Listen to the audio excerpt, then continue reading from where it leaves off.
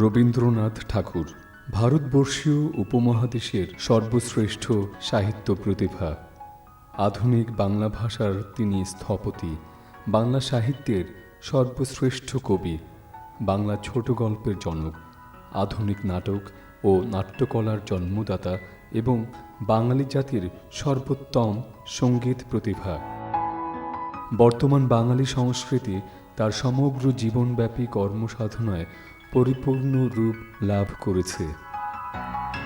বাংলা ভাষাভাষী জনগোষ্ঠীতে বিশ্বকবি, গুরুদেব এবং কবিগুরু নামে তিনি সার্বজনীনভাবে পরিচিত।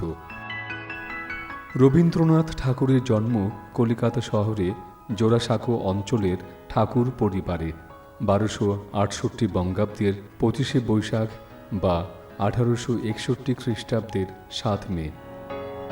তার পিতামহ ছিলেন ধনাঢ্য জমিদার প্রিন্স দ্বারকানাথ ঠাকুর এবং পিতা মহর্ষি দেবেন্দ্রনাথ ঠাকুর, মা সারদা সুন্দরী দেবী। এই ঠাকুর পরিবারটি ছিল পিরারি ব্রাহ্মণ বংশ, অর্থাৎ তারা ব্রাহ্মণ বা উচ্চবংশীয় হলেও পতিত হয়েছিলেন এবং অন্যান্য ব্রাহ্মণেরা তাদের নিচু চোখে দেখতেন ও বিবাহাদি কোনো সামাজিক সম্পর্ক করতেন না। কিন্তু তাতে কোনো অসুবিধে দেখা দেয়নি, কারণ পরিবারটি প্রথমত বিত্তবান ছিল, দ্বিতীয়ত ছিল শিক্ষিত, সংস্কৃতিমান ও রুচিশীল। এই পরিবারে মোগলাই ঐতিহ্যের সূত্রে মুসলিম সংস্কৃতি, দেশীয় ঐতিহ্যের সূত্রে হিন্দু সংস্কৃতি এবং দেশের শাসক গোষ্ঠী ইংরেজদের ঐতিহ্য সূত্রে ইউরোপীয় সংস্কৃতি এসে সম্মিলিত হয়েছিল। মহর্ষি দেবেন্দ্রনাথ তো প্রচলিত হিন্দু ধর্মের সংস্কার পরিত্যাগ করে রাজা রামমোহন রায় প্রবর্তিত ব্রাহ্মধর্ম মত গ্রহণ করেছিলেন। তখন থেকে দেবেন্দ্রনাথের বংশ ব্রাহ্ম পরিবার হয়ে যায়। ব্রাহ্মেরা প্রতিমা পূজা করেন না, এক ঈশ্বরে বিশ্বাস করেন এবং তারা প্রার্থনার সময় সমস্ত ধর্মেরই, যেমন ইসলাম, খ্রিস্টীয়, বৌদ্ধ, হিন্দু প্রভৃতি শাস্ত্র গ্রন্থ থেকে পাঠ করে থাকেন। রবীন্দ্রনাথ এরকম একটি সর্বধর্ম সমন্বয়বাদী, আধুনিক, মননশীল, সংস্কৃতিমনা ও ধার্মিক পরিবারে জন্মেছিলেন।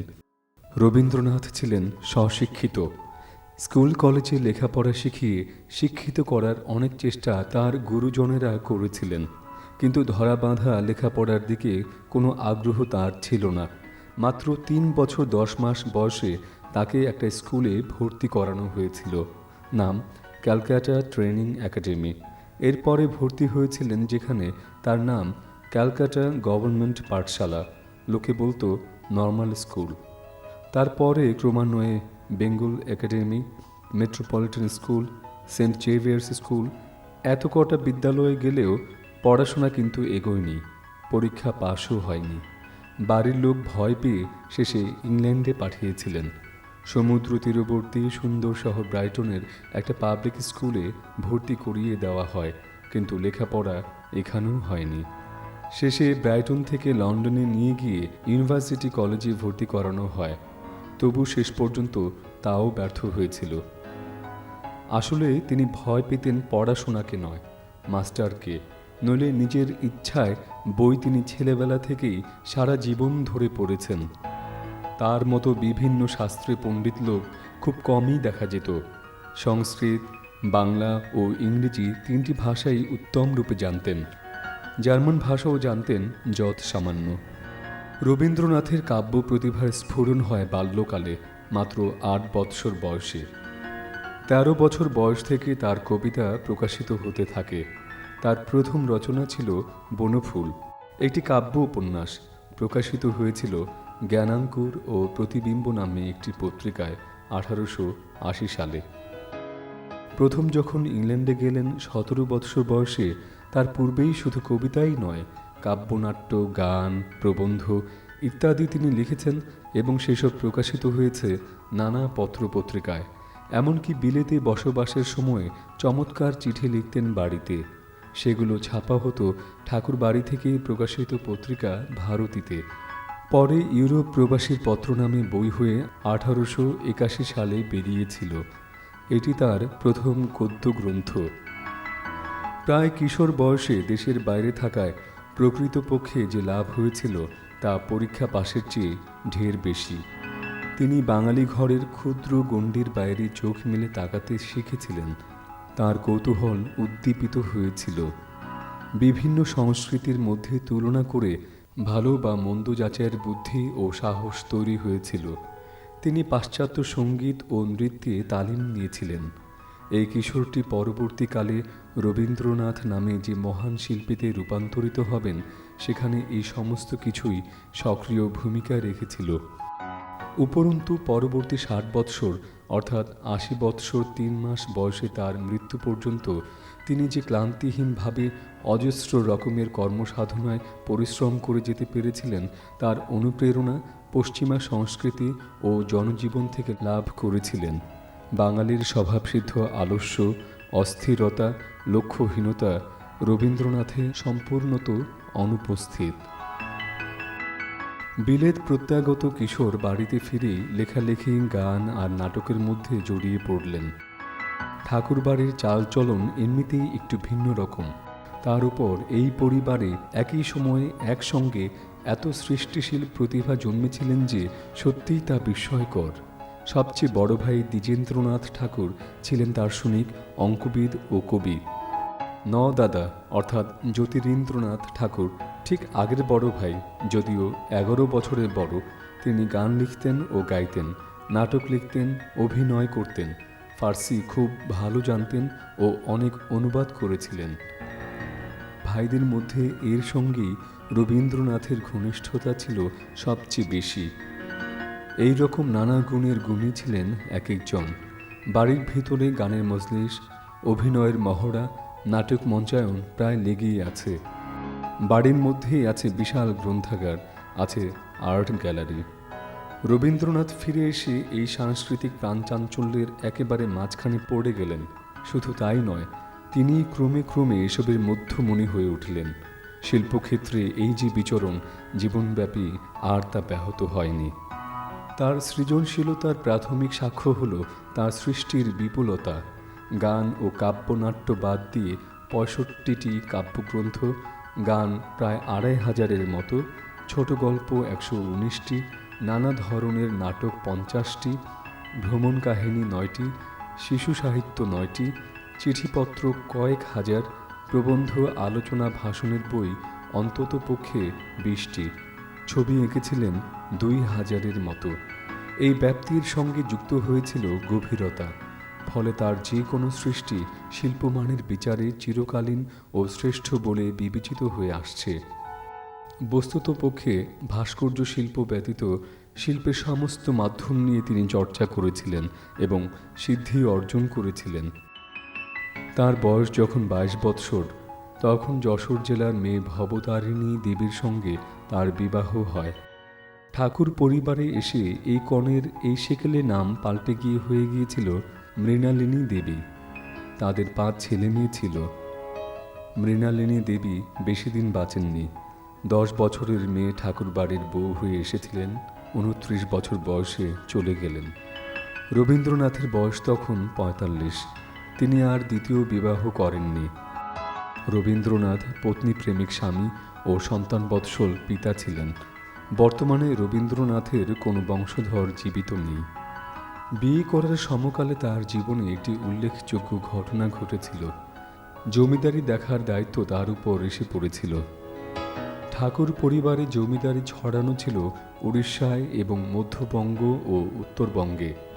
বঙ্গদেশে এই জমিদারির সবটুকু আজ এখনকার বাংলাদেশের ভৌগোলিক সীমানার মধ্যে। সিরাজগঞ্জ জেলার শাহজাদপুর, নওগাঁ জেলার আত্রাই থানার প্রতিসর। এগুলো সব ঘুরে ঘুরে তাকে দেখতে হয়েছিল। নদীমাতৃক বাংলার প্রকৃতি ও গ্রামীণ মানুষের সঙ্গে প্রত্যক্ষ যোগাযোগ তাকে চিরকালীন বাঙালি, তার ইতিহাস ও ঐতিহ্য, তার লৌকিক জীবনধারা ও অদৃশ্য মনোজগৎ ইত্যাদির সঙ্গে পরিচয় ঘটিয়েছিল। তার ছোট গল্পে ও চিঠিপত্রে এর স্বাক্ষর আছে। এছাড়া দেশ সেবামূলক তার সব ধরনের কর্মকাণ্ডের, যেমন শান্তিনিকেতন ও শ্রীনিকেতন স্থাপনের পেছনে চালিকা শক্তি হিসেবে কাজ করেছিল এই অভিজ্ঞতা। কারণ গ্রাম বাংলার দারিদ্র্য, অশিক্ষা, স্বাস্থ্যহীনতা, বুদ্ধির জড়ত্ব ইত্যাদির পাশাপাশি হৃদয়ের সারল্য, স্বাভাবিক নীতিজ্ঞান ও সংবেদনশীল হৃদয় তিনি অনুভব করতে পেরেছিলেন প্রত্যক্ষ অভিজ্ঞতা দিয়েই। বাঙালি জাতির সুপ্ত শক্তিকে শনাক্ত করতে পেরেছিলেন তিনি। এর ফলে তার নিজস্ব জীবনচর্চায় ও শিল্প রচনায় ক্রমান্বয়ে যা কিছু তিনি করে গেলেন, সেই সবেরই যোগফল আজ বাঙালি সংস্কৃতির একটি সর্বজন গ্রাহ্য রূপ ও কাঠামো তৈরি করে দিয়েছে।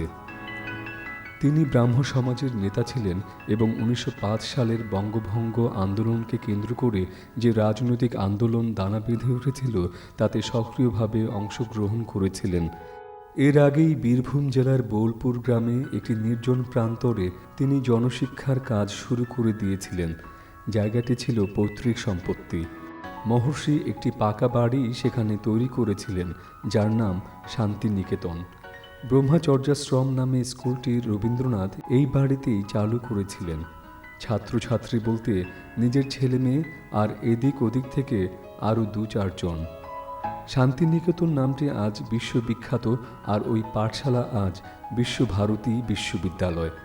এই রূপান্তর কিন্তু পরবর্তীকালের ঘটনা নয়। রবীন্দ্রনাথ তার জীবনকালেই এভাবেই এসব বিকশিত করে যেতে পেরেছিলেন।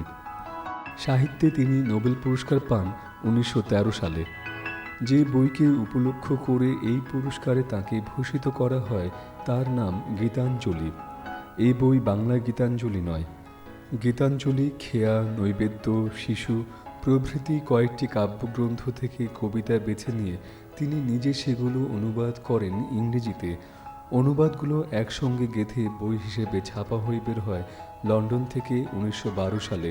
নাম গীতাঞ্জলি, দ্য সং অফারিংস। ভূমিকা লিখে দেন সেই সময়ের শ্রেষ্ঠ ইংরেজ কবি W.B. ইয়েটস। এই অনুবাদ মৌলিক ইংরেজি কবিতা হিসেবেই কাব্যমূল্য পেয়েছিল সেদিন। পুরস্কার লাভের পর থেকে তার কর্মব্যস্ততা এবং কবি ও চিন্তাবিদ হিসেবে তার দায়িত্ব বেড়ে গিয়েছিল বিপুলভাবে। তার জীবৎকালে পৃথিবীতে এমন কোনো মহৎ শিল্পী বা মানবতাবাদী ভাবুক ছিলেন না যাদের সঙ্গে তার সখ্য বা আলাপ পরিচয় বা ভাব বিনিময় ঘটেনি। দেশে দেশে তিনি ঘুরে বেরিয়েছেন, বক্তৃতা দিয়েছেন। তাকে সম্মানসূচক উপাধি দিয়েছে দেশ ও বিদেশের বিভিন্ন বিশ্ববিদ্যালয়। সেই যুগে যখন বিদেশ যাত্রা অত্যন্ত সময় সাপেক্ষ ছিল, তখন তিনি সর্বমোট 12 বার বিদেশ গিয়েছিলেন। প্রথমে 17 বছর বয়সে 1878 সালে ইংল্যান্ডে, আর সর্বশেষ 71 বছর বয়সে 1932 সালে মধ্যপ্রাচ্যে। সব জায়গায় তার এই চাহিদার পেছনে তার কবি খ্যাতি মুখ্যত কাজ করলেও তা প্রধান কারণ ছিল না। প্রধান কারণ ছিল মানবতাবাদী দার্শনিক ও বিশ্ব শান্তি প্রচারক হিসেবে তার পৃথিবীজোড়া স্বীকৃতি। রবীন্দ্রনাথ শ্রেষ্ঠ বাঙালি মনীষা তো বটেই, পৃথিবীর মহত্তম ব্যক্তিদের মধ্যেও একজন। কিন্তু বাঙালির জীবনে তার অবদানের বিশালতা, গভীরতা ও বৈচিত্র্য কোনো অবাঙালির পক্ষে সম্পূর্ণরূপে হৃদয়ঙ্গম করা সম্ভব নয়। তিনি একাই তার শিল্প সাধনা, কর্ম উদ্যোগ ও চিন্তাধারা দ্বারা পশ্চাৎপদ তার জাতিটিকে পৃথিবীর শ্রেষ্ঠ জাতিসমূহের সমকক্ষ করে দিয়ে গেছেন। বাঙালির ভাষা, সাহিত্য ও সংস্কৃতির অনন্যতা ও বৈভব বিশ্বের দরবারে প্রতিষ্ঠিত করেছেন। দেশবাসীর জন্য এই স্বীকৃতি আদায় তার অন্যতম কীর্তি। তবুও এ তার সর্বশ্রেষ্ঠ অবদান নয়। সর্বশ্রেষ্ঠ অবদান এখানেই যে তিনি বাঙালির ভাষা, সাহিত্য, শিল্পকলা ও শিল্পচেতনা, বাঙালির মননশীলতা ও বোধশক্তি ইত্যাদি সমস্ত কিছুকে নতুনভাবে নির্মাণ করে দিয়েছেন। তিনি বাংলা সাহিত্যে কয়েকটি নতুন ধারারই সৃষ্টি করেছেন, যেমন ছোট গল্প, কাব্যনাট্য, গীতিনাট্য, নৃত্যনাট্য, রূপক নাট্য, পত্র সাহিত্য, ভ্রমণ সাহিত্য, গদ্য কবিতা ইত্যাদি। চোখের বালি, যোগাযোগ, ঘরে বাইরে, চতুরঙ্গ, 4 অধ্যায় ও গোড়া উপন্যাস বাংলা উপন্যাসের ধারায় মনস্তাত্ত্বিক, সামাজিক, রাজনৈতিক, মনন প্রধান উপন্যাসের জন্ম দিয়েছে। ছোট গল্প রচয়িতা হিসেবে তিনি বিশ্বের প্রথম সারির কয়েকজন সাহিত্যিকের অন্যতম। তার গল্পের সমগ্র ভাণ্ডার 4 খণ্ড গল্পগুচ্ছ, সে গল্পস্বল্প, 3 সঙ্গী ও লিপিকা বইগুলোতে পাওয়া যাবে। তার গল্পগুলোর মধ্যে কাবুলিওয়ালা, নষ্টনীড়, শাস্তি, পোস্টমাস্টার, স্ত্রীর পত্র, মধ্যবর্তিনী প্রভৃতি কাহিনী পৃথিবীর শ্রেষ্ঠ ছোট গল্পসমূহের অন্তর্গত। তার রচিত নাট্যমালায় বিসর্জন, ডাকঘর, তাসের দেশ, রক্তকরবী, রাজা প্রভৃতি বিশ্বনাট্যের সম্পদ হিসেবে বিবেচিত হওয়ার যোগ্য। তিনি সাহিত্য তত্ত্ব ও বাংলা সমালোচনা সাহিত্যের দিগন্ত উন্মোচন করেছিলেন তার প্রাচীন সাহিত্য, আধুনিক সাহিত্য, লোকসাহিত্য, সাহিত্য, সাহিত্যের পথে ও সাহিত্যের স্বরূপ বইয়ের বিভিন্ন রচনার মাধ্যমে।